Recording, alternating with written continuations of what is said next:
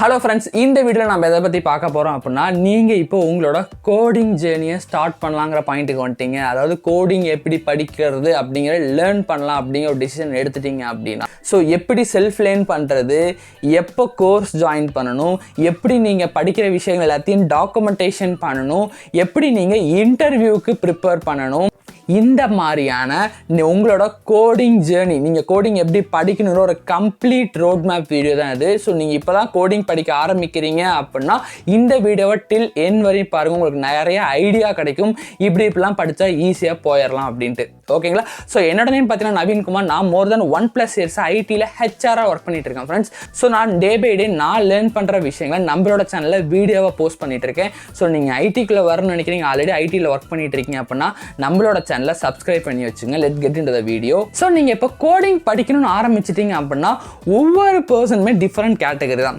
கரெக்டுங்களா? ஸோ கோடிங்கை பொறுத்த வரையும் பார்த்தீங்கன்னா ஒவ்வொரு லாங்குவேஜஸ்மே பார்த்தீங்கன்னா different type of difficulty level இருக்குது. கோடிங் அப்படின்னு எடுத்துக்கிட்டிங்கனாவே கஷ்டம் அப்படின்னு சொல்லுவாங்க. ஏன்னா நான் கோடிங் கம்பேர் பண்ணுறப்ப கோடிங் கஷ்டம்னு சொல்லுவாங்க. அந்த கோடிங் பார்ட்லையும் பார்த்தீங்கன்னா எல்லா ப்ரோக்ராமிங் லாங்குவேஜும் ஒரே லெவலில் டஃப் இருக்குன்னு சொல்ல முடியாது.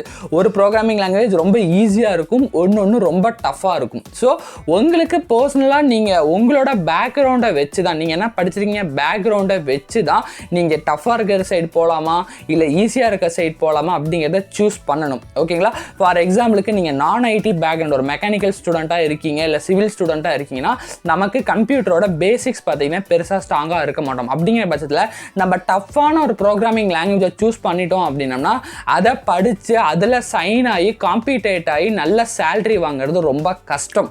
ஓகேங்களா? ஏன்னா மார்க்கெட்டில் இவ்வளோ சேலரி வாங்குறாங்கன்னா அவ்வளோ ஸ்கில்லடாக இருக்கவங்களுக்கு தான் அவ்வளோ சேலரி கொடுப்பாங்க. ஸோ நீங்கள் அவ்வளோ ஸ்கில்லடாக இருக்கணும் அப்படின்னா அந்த அளவுக்கு நிறைய பேர்த்தோடு நீங்கள் காம்பீட்டேட் பண்ண வேண்டியதாக இருக்கும். ஸோ நீங்கள் நான் ஐடி பேக்ரவுண்ட்லேருந்து வந்து இந்த மாதிரி டஃப்பான ப்ரோக்ராமிங் லாங்குவேஜ் எடுத்துட்டிங்கன்னா கொஞ்சம் கஷ்டப்படுவீங்க. பட் அதுவே பார்த்தீங்கன்னா ஐடி பேக்ரவுண்ட்லேருந்து வராங்க, கம்ப்யூட்டர் சயின்ஸ் பேக்ரவுண்ட்லேருந்து வராங்க அப்படின்னா அவங்க ஆல்ரெடி கம்ப்யூட்டர் சயின்ஸோட பேஸ் எல்லாத்தையுமே படிச்சிருப்பாங்க. ஸோ அவங்களுக்கு அடாப்ட் பண்ணிக்கிறதுக்கு ரொம்ப ஈஸியாக இருக்கும். ஓகேங்களா? ஸோ நீங்கள் ஃபஸ்ட்டு நீங்கள் உள்ளே வரப்பவே என்ன ப்ரோக்ராமிங் லாங்குவேஜ் சூஸ் பண்ணலாம் அப்படிங்கிறதுல ஸ்ட்ராங் டெசிஷன் எடுங்க. ஃபார் எக்ஸாம்பிளுக்கு பைத்தான், ஜாவா ஸ்கிரிப்ட் இதெல்லாம் பார்த்தீங்கன்னா கொஞ்சம் ஈஸியான ப்ரோக்ராமிங் லாங்குவேஜாக இருக்கும் கம்பேரிட்டிவ்லி ஜாவா C++லாம் எடுத்துக்கிட்டிங்க அப்படின்னா. ஃபார் எக்ஸாம்பிளுக்கு என்னோட ஃப்ரெண்ட்ஸே பார்த்தீங்கன்னா நான் ஆல்ரெடி சொன்ன மாதிரி ஜாவாவை எடுத்து கஷ்டப்பட்டு செட் ஆகலேன்னு சொல்லிவிட்டு அதுக்கப்புறம் ஈஸியாக வரணுமேனு சொல்லி இப்போ பார்த்தீங்கன்னா ஜாவா ஸ்கிரிப்ட் ஃப்ரண்ட் எண்ட் படித்து ரியாக்ட் டெவலப்பராக இருந்துட்டு இருக்காரு. ஸோ நீங்கள் ஃபஸ்ட்டு டிஃபிகல்ட்டி லெவல் ஒரு ப்ரோக்ராமிங் லாங்குவேஜோடதையும் புரிஞ்சுக்கிட்டு ஒரு ப்ரோக்ராமிங் லாங்குவேஜை முடியும் அப்படிங்கிறத ஸ்ட்ராங்கான டெசிஷன் எடுங்க. ஓகேங்களா? இதுதான் ஃபர்ஸ்ட் ஸ்டெப்பு. நெக்ஸ்ட்டு நீங்கள் இந்த ப்ரோக்ராமிங் லாங்குவேஜ் தான் படிக்கணும் அப்படின்னு முடிவு பண்ணிட்டீங்க அப்படின்னா எடுத்த உடனே போயிட்டு எங்கெங்கெல்லாம் கோர்ஸ் இருக்குன்னு தொலைவு பார்த்துட்டு போய் அந்த கோர்ஸை ஜாயின் பண்ணிடணும், 20,000 30,000 கொடுத்து ஜாயின் பண்ணணும் அப்படிங்கிற இந்த மாதிரி தப்பான டிசிஷனை எடுத்துடாதீங்க. பிகாஸ் நீங்கள் இப்போ எடுத்துருக்கீங்க அப்படின்னா உங்களுக்கு ஓரளவுக்கு தான் நாலேஜ் இருக்கும், ஓகே இந்த படிக்கலாமே அப்படின்னு சொல்லிட்டு. பட் அதில் எவ்வளோ ஸ்கோப் இருக்குது, உண்மையிலுமே அது உங்களுக்கு வருமா, அந்த மாதிரி எந்த விஷயமும் உங்களுக்கு தெரியாது. ஓகேங்களா? ஸோ என்னோட அட்வைஸ் என்னென்னா எடுத்த உடனே போய் நீங்கள் கோர்ஸ் ஜாயின் பண்ணிடாதீங்க. ஃபர்ஸ்ட் என்ன பண்ணுறீங்கன்னா யூடியூப்லேயே பார்த்தீங்கன்னா நிறைய விஷயங்கள் இருக்குது. நீங்கள் ஜாவாவோட கம்ப்ளீட் கோர்ஸையும் பார்த்தீங்கன்னா உங்களால் யூடியூப்ல லேர்ன் பண்ண முடியும். ஓகேங்களா? ஸோ யூடியூப் ஃபர்ஸ்ட் இந்த ஃப்ரீ போர்ட்டலை யூஸ் பண்ணி யூடியூப்ல உங்களால் எவ்வளோ கற்றுக்க முடியுமோ எல்லாத்தையும் கற்றுக்குங்க. நீங்கள் ஒவ்வொரு விஷயம் படிக்கவே உங்களுக்கு அது செட் ஆகுமா செட் ஆகாதால அந்த டிஃபிகல்ட்டி லெவலை உங்களால் மேட்ச் பண்ண முடியுதா, இல்லை இதோட ஈஸியாக வேறு ஏதாச்சும் இருக்குது, இல்லை ஸ்கோப் வேறு எதுக்காச்சும் இருக்கா அப்படிங்கிற ஒரு பேசிக் நாலேஜ் நீங்கள் 2-3 மாதம் படிக்கிறப்ப தான் உங்களுக்கு ஒரு ஐடியா கிடைக்கும். ஓகேங்களா? அது மட்டும் இல்லாமல் ஃப்ரீயாகவே யூடெமி இந்த மாதிரி கிளாஸஸ் ப்ரொவைட் பண்ணுற இடத்துலையும் இன்ட்ரடக்ஷன் செக்ஷனில் கொஞ்சம் பேசிக்கான விஷயங்கள் நிறைய விஷயங்களை பார்த்தீங்கன்னா ஃப்ரீ கோர்சஸும் அவைலபிளாக இருக்குது. நீங்கள் செக் பண்ணி பார்த்தீங்கன்னா ஆன்லைனில் அவைலபிளாக இருக்குது. ஸோ அந்த மாதிரி ஃபர்ஸ்ட்டு ஃப்ரீ கோர்சஸை எடுத்து ட்ரை பண்ணி உங்களுக்கு செட் ஆகுதா ஆகலையா, இல்லை வேறு டெக்னாலஜியில் உங்களுக்கு பிடிச்சிருக்கா, இல்லை ஸ்கோப் இதில் கிடையாதா அப்படிங்கிற ஒரு ஸ்ட்ராங் நாலேஜை நீங்கள் 2-3 மாதம் படித்தா தான் கிடைக்கும். ஸோ ஃபஸ்ட்டு அந்த ஸ்ட்ராங் நாலேஜ் எடுத்து ஒரு டெசிஷன் கன்ஃபார்மாக எடுங்க. இந்த ப்ரோக்ராமிங் லாங்குவேஜ் நமக்கு ஓகே, ப்ளஸ் அது இல்லாமல் நமக்கு ஈஸியாக படிக்கவும் வருது, நமக்கு செட் செட் ஆகுது, இல்லை ஸ்கோப்பும் நல்லா இருக்குது அப்படிங்கிறத ஃபஸ்ட்டு ஸ்ட்ராங் பண்ணுங்கள். ஓகேங்களா? அப்படி நீங்கள் படிக்கிறப்பவே என்ன பண்ணணும் அப்படின்னு பார்த்தீங்கன்னா, இப்போ நீங்கள் ஒரு கிளாஸஸோ இல்லை ஒரு இன்ஸ்டியூஷனோ சேர்ந்து படிக்கிறீங்க அப்படின்னா அவங்க சொல்ல நீங்கள் நோட் பண்ணிகிட்டே வந்துடுவீங்க, எழுதிக்கிட்டே வந்துடுவீங்க. பட் இதுவே செல்ஃப் லேர்ன் யூடியூப்பில் பார்த்து படிக்கிறீங்க அப்படின்னா உங்களால் நோட்ஸ் எடுத்துக்க முடியாது, படிச்சுட்டே வருவீங்க, அப்படியே 3 நாள் பார்த்தீங்கன்னா உங்களுக்கு மறந்துடும்.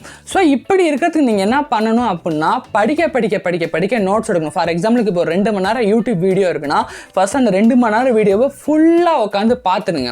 ஃபுல்லாக பார்த்துட்டு ஒரு ரஃப் பேப்பரில் ஒரு ரஃப் ஏர் மாதிரி நார்மலாக பாயிண்ட்ஸில் வந்து எழுதி வச்சுட்டே வாங்க. ஏன்னா நீங்கள் ஃப்ரீயாக யூடியூப்பில் படிக்கிறப்போ அவங்க ஃபஸ்ட்டாக சொல்கிற விஷயமும் கடைசியாக சொல்கிற விஷயமும் கூட லிங்க் ஆகும்.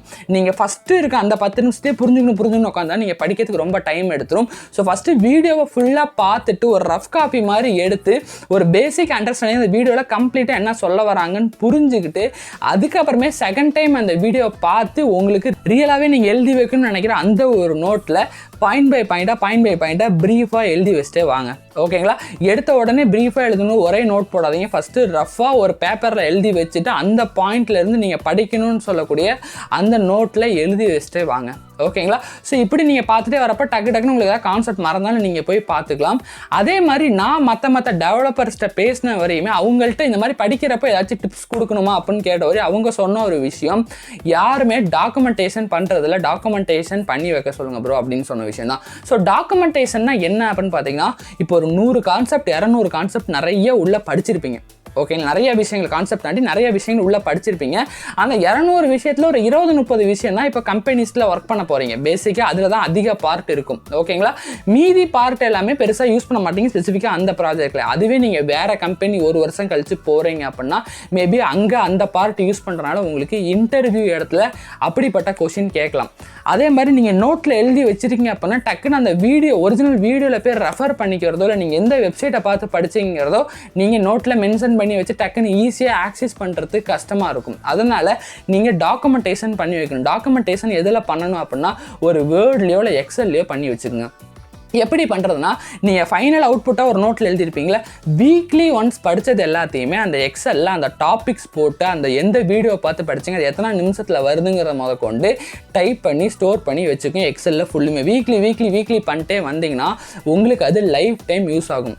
திடீர்னு நீங்கள் ஒரு கோடிங் பண்ணிட்டு இருக்கீங்க, அந்த இடத்துல உங்களுக்கு ஒரு விஷயம் மறந்துருச்சு அப்படின்னாலுமே இல்லை ஒரு விஷயம் டக்குன்னு ஞாபகம் வரணும் அப்படின்னா நீங்கள் ரொம்ப நேரம் போய் யூடியூப்பில் சர்ச் பண்ணியோ இல்லை இது பண்ணியோ பார்க்கணும் அவசியம் இல்லை. டக்குன்னு அந்த எக்ஸலில் வந்து அந்த கான்செப்டோட நேம் மட்டும் நீங்கள் ஃபில்டரில் அடிச்சிங்கனாவே போதும், டக்குன்னு வந்துடும். அந்த லிங்கை தொட்டு எத்தனை செகண்ட் நீங்கள் ஆல்ரெடி நோட் பண்ணி வச்சுருப்பீங்க டக்குன்னு பார்த்துக்கலாம்.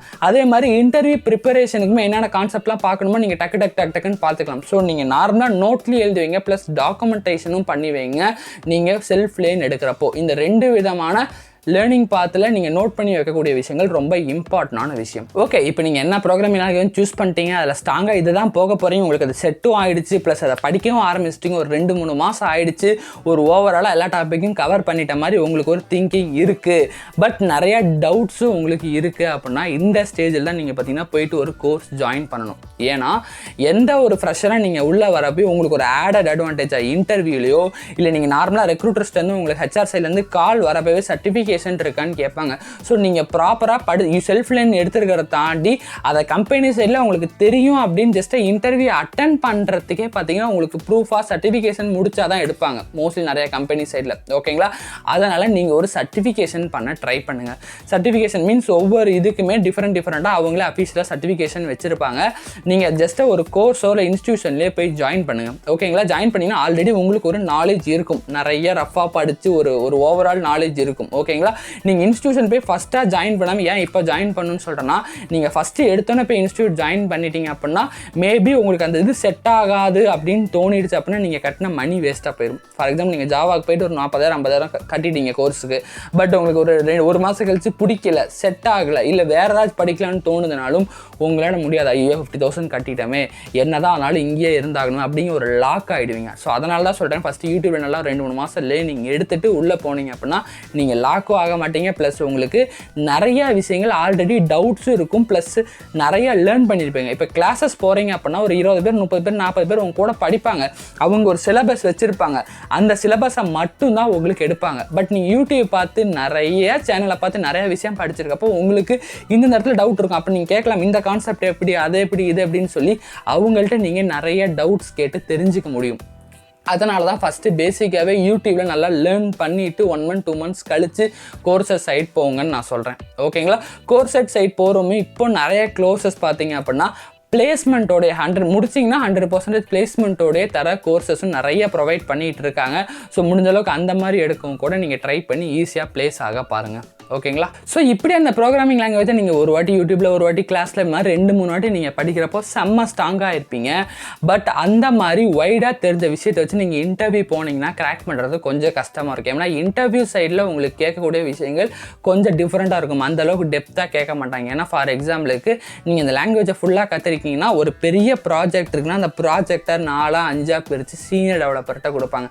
அந்த சீனியர் டெவலப்பர் அவங்களுக்கு மெயின் போர்ஷனை பிரித்து தான் ஜூனியர் டெவலப்பர்கிட்ட கொடுப்பாங்க. நீங்கள் ஃப்ரெஷராக போகிறீங்கன்னா 1 or 2 இயர்ஸ்க்கு உங்களுக்கு ரொம்ப சின்ன பார்ட் தான் கொடுப்பாங்க. ஏன்னா நீங்கள் சின்ன ஒரு சேஞ்ச் பண்ணிட்டாலும் என்டையர் ப்ராஜெக்டே பார்த்தீங்கன்னா அஃபெக்ட் ஆகிடும். அதனால் உங்களுக்கு ஒரு சின்ன போர்ஷன் தான் கொடுப்பாங்க.